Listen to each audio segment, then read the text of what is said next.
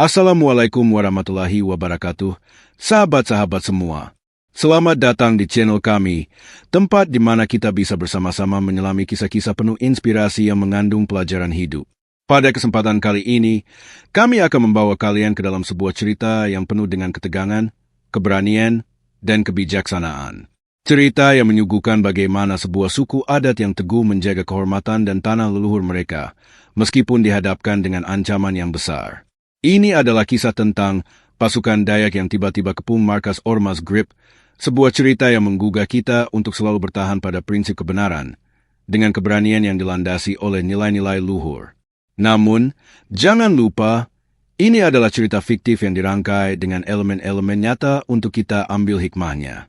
Jangan lewatkan setiap detik ceritanya, karena pasti ada pelajaran berharga yang bisa kita aplikasikan dalam kehidupan kita sehari-hari.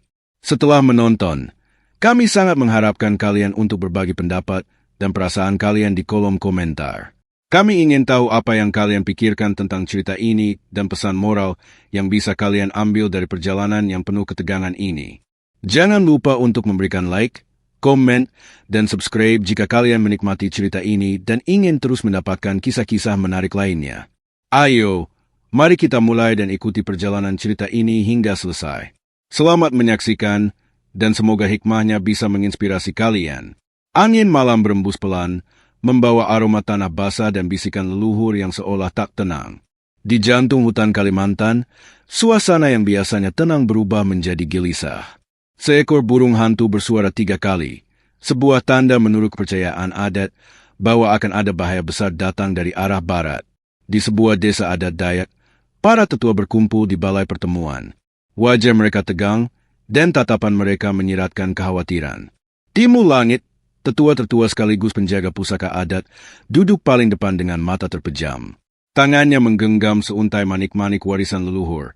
Mulutnya berkomat-kamit melafalkan doa. Sudah 3 hari lamanya markas itu berdiri di pinggir hutan kita, ucapnya lirih. Mereka datang bukan membawa damai, tapi membawa laku preman yang menantang marwah adat kita. Yang ia maksud adalah markas Ormas Grip, yang dibangun secara tiba-tiba di lahan tak bertuan namun masih dalam kawasan tanah adat. Mereka tidak meminta izin. Lebih buruk lagi, dalam waktu singkat, anggota Ormas mulai melakukan pemalakan kepada pedagang kecil, memaksa warga untuk tunduk, dan bahkan menantang para pemuda Dayak dalam obrolan warung. Panglima Jayalaga, seorang pemimpin muda yang karismatik, berdiri dari duduknya. Tubuhnya tinggi, sorot matanya tajam, dan mandau yang tergantung di pinggangnya seolah bergetar sendiri.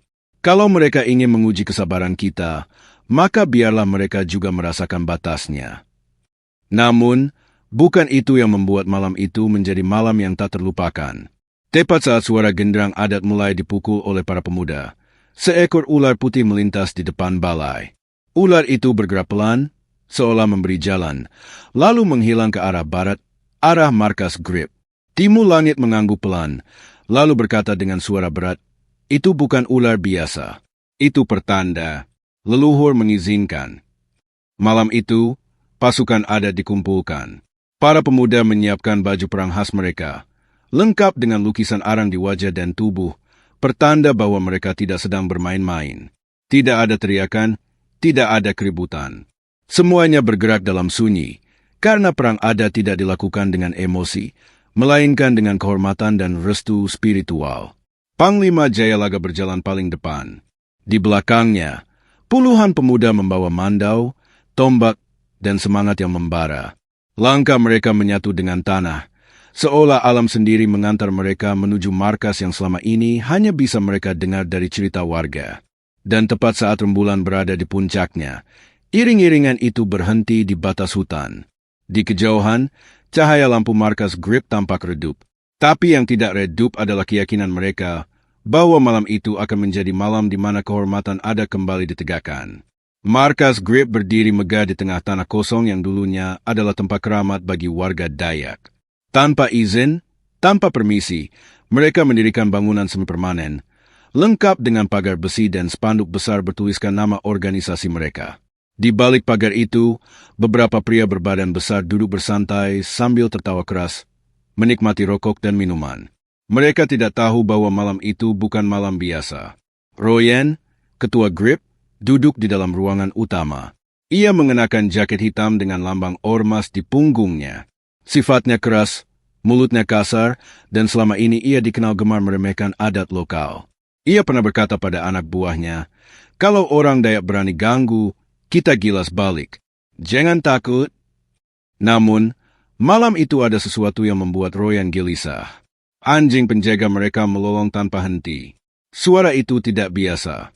Dan lebih aneh lagi, radio mereka tiba-tiba mati. Lampu-lampu markas meredup, seolah kekuatan listrik terkikis oleh sesuatu yang tak kasat mata. Di hutan, Panglima Jayalaga mengangkat tangan. Pasukannya berhenti serempak. Ia menutup matanya dan merasakan arah angin.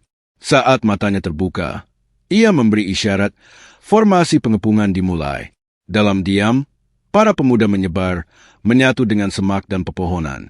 Mandau mereka terhunus, namun belum digunakan. Ini bukan serangan membabi buta, ini penegakan adat. Saat semuanya siap, Timur Langit muncul dari balik kegelapan, berdiri di tengah jalan tanah yang mengarah langsung ke gerbang markas Grip.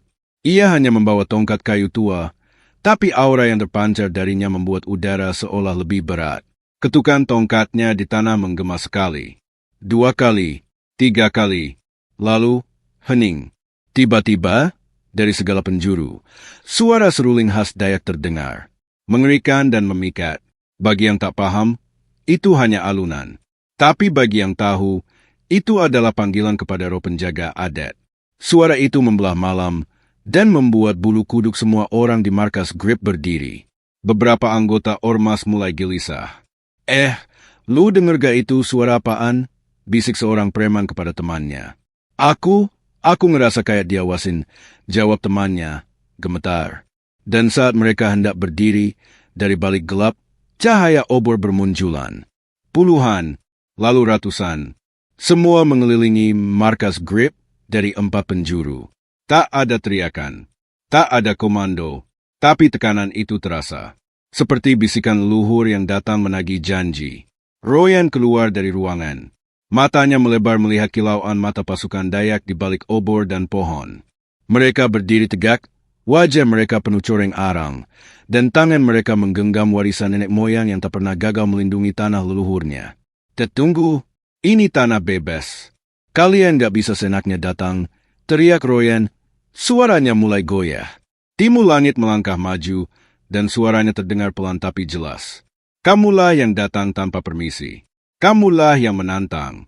Maka malam ini, kami jawab tantangan itu dengan kehormatan." Lalu, Panglima Jayalaga mengangkat tangan ke langit. Sekali lagi suara seruling terdengar. Lebih keras, lebih dalam. Dan dari balik kegelapan, terdengar langkah kaki, puluhan, mendekat, semakin dekat. Suara langkah kaki makin mendekat, menghantam tanah dengan irama yang mengguncang nyali. Puluhan pemuda Dayak muncul dari balik semak dan bayangan, satu persatu, perlahan namun pasti. Mereka membawa obor, mandau, dan wajah yang tak mengenal takut.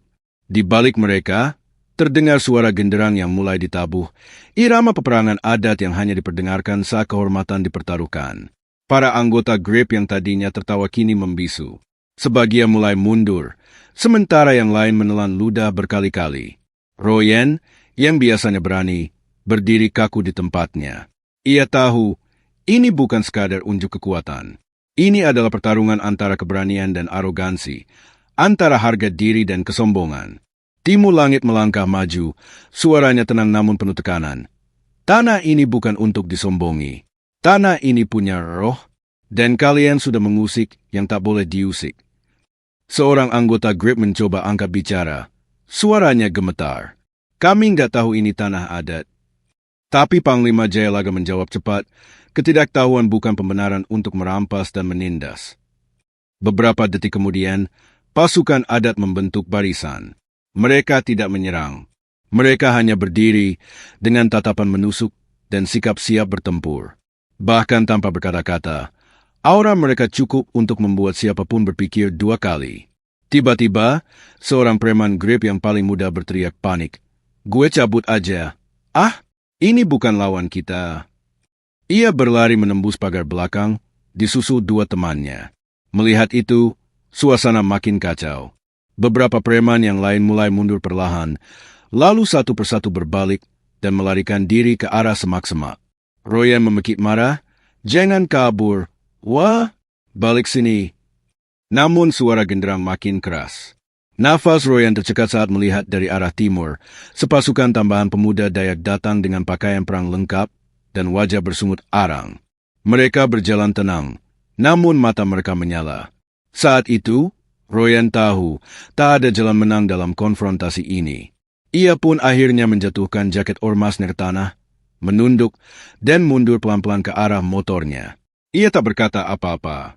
Hanya sekali menatap wajah Panglima Jayalaga, sebelum akhirnya berbalik dan tancap gas, meninggalkan markas. Markas Grip kini kosong.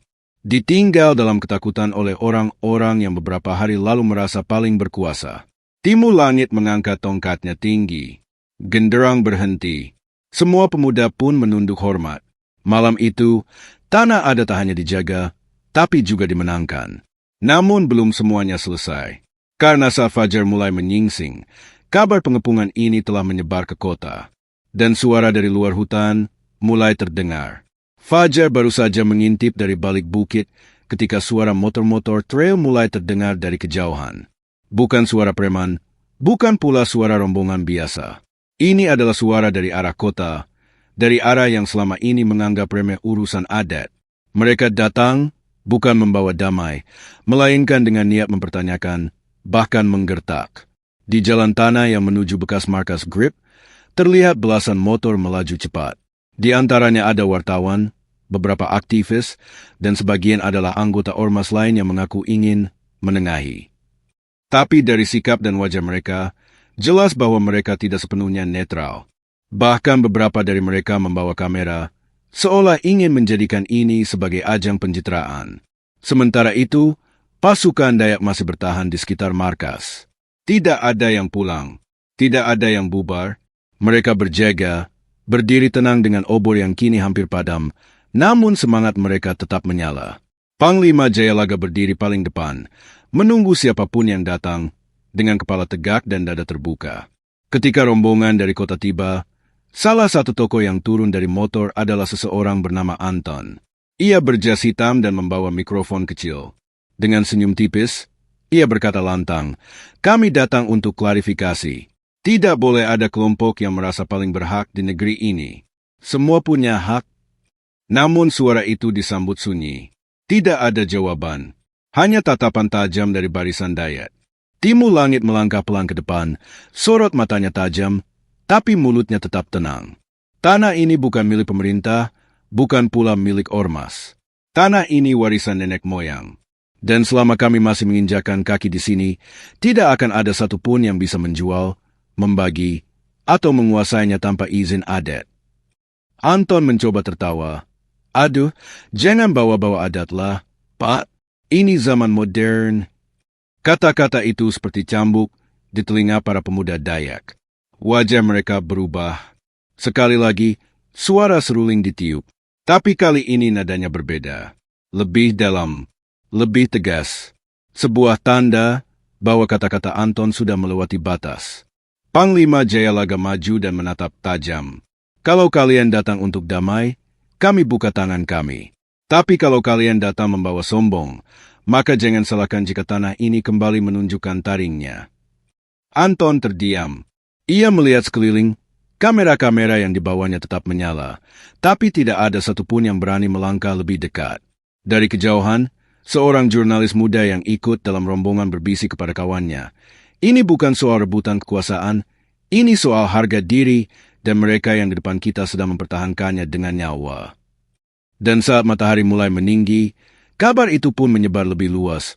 Video, foto, dan kesaksian tentang bagaimana suku Dayak mengepung markas ormas yang sombong kini menjadi bahan pembicaraan nasional. Namun belum usai, karena dari dalam tubuh ormas sendiri, ada yang tidak terima. Di sebuah rumah kontrakan tua di pinggiran kota, suasana tegang terasa sejak pagi. Royan, pemimpin Grip wilayah Kalimantan Selatan, duduk dengan wajah penuh amarah. Matanya merah, tangannya menggenggam rokok yang sudah habis separuh, namun belum tersulut. Ia belum bicara sepatah kata pun sejak semalam melarikan diri dari markas. Di sekelilingnya, ada 6 orang loyalis yang tak ikut lari.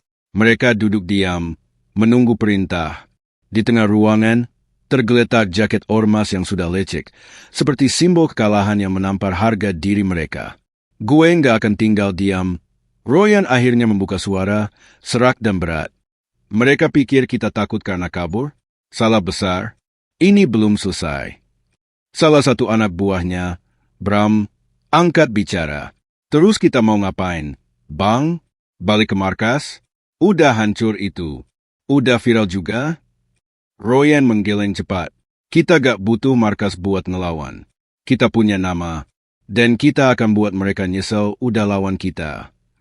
Ia berdiri, lalu membuka map berisi beberapa lembar dokumen, termasuk dena wilayah adat Dayak, jalur hutan, dan nama-nama tokoh adat yang dianggap penting.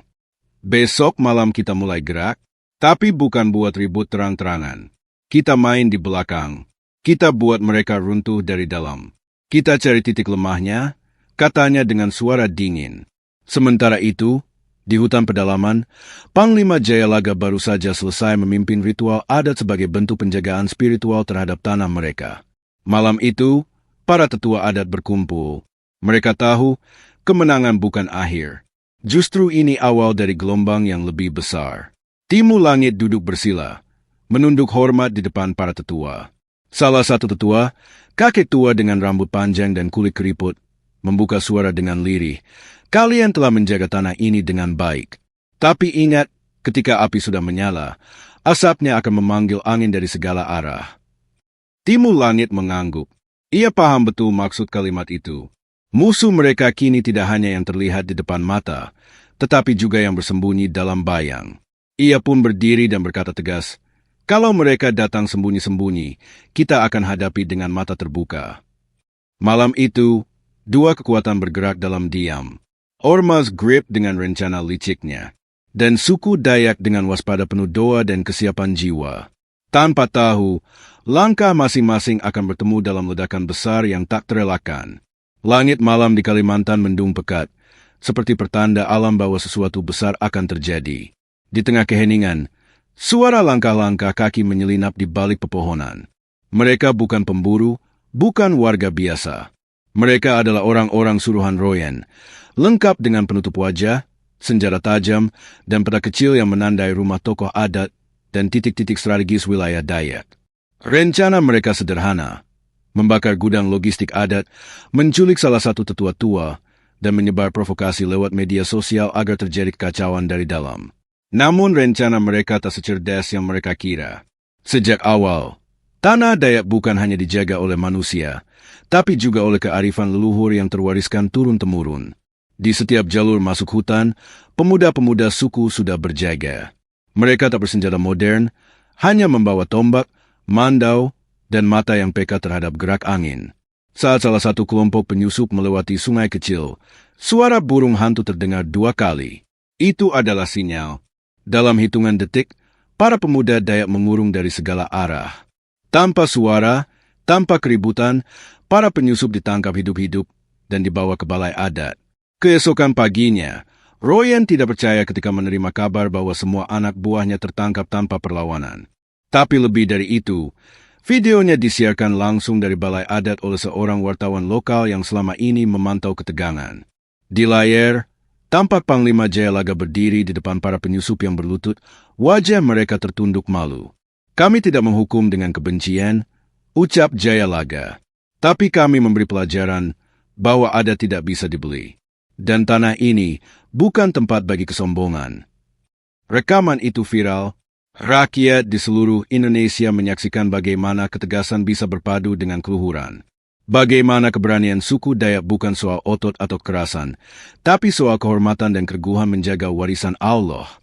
Royan, yang sebelumnya bersumpah akan membalas, kini ditinggalkan oleh semua loyalisnya. Ia ditangkap oleh aparat kepolisian karena terbukti merancang kerusuhan dan percobaan penculikan tokoh adat. Sementara itu, ketenangan kembali ke tanah Dayak. Masyarakat mulai hidup seperti sedia kala, namun dengan kewaspadaan yang lebih tinggi. Markas Ormas Grip tak lagi berdiri. Bekas lahannya kini dibersihkan, ditanami kembali oleh warga sebagai simbol bahwa mereka tak pernah menanam kebencian, hanya kebenaran. Dan dari semua peristiwa itu, satu pelajaran tertanam kuat dalam jiwa seluruh bangsa, bahwa ketika adat dan iman dijaga, maka tak akan ada kekuatan kegelapan yang mampu menginjaknya. Tanah Borneo, sekali lagi, menunjukkan taringnya. Dalam cerita ini, kita bisa mengambil hikmah tentang pentingnya menjaga harga diri, kehormatan, dan kearifan adat yang telah diwariskan oleh nenek moyang. Suku Dayak menunjukkan bagaimana keteguhan hati dan keberanian dalam membela tanah dan adat mereka, meski dalam menghadapi tantangan dan ancaman. Mereka menjaga prinsip dengan penuh keyakinan, tanpa terpengaruh oleh tekanan dari luar. Sebagaimana yang disebutkan dalam Al-Quran, dalam surah Al-Baqarah ayat 190. Dan perangilah di jalan Allah orang-orang yang memerangi kalian, dan janganlah kalian melampaui batas. Sesungguhnya Allah tidak menyukai orang-orang yang melampaui batas. Al-Baqarah 190. Ayat ini mengajarkan kita untuk berjuang di jalan kebenaran, namun tetap dengan penuh kesabaran, kebijaksanaan, dan tidak melampaui batas. Kebenaran akan selalu menang jika dijaga dengan hati yang tulus dan usaha yang tepat. Pernyataan: cerita ini adalah fiktif yang dibuat dengan unsur cerita nyata untuk diambil hikmahnya. Semua peristiwa dan tokoh dalam cerita ini tidak bersifat nyata, namun dapat diambil pelajaran berharga dari setiap langkah dan sikap yang ditampilkan. Terima kasih telah menyaksikan cerita ini. Jika kalian merasa terinspirasi atau menikmati cerita ini, jangan lupa untuk memberikan komentar, like, dan subscribe untuk terus mendapatkan kisah-kisah menarik lainnya. Sampai jumpa di cerita selanjutnya.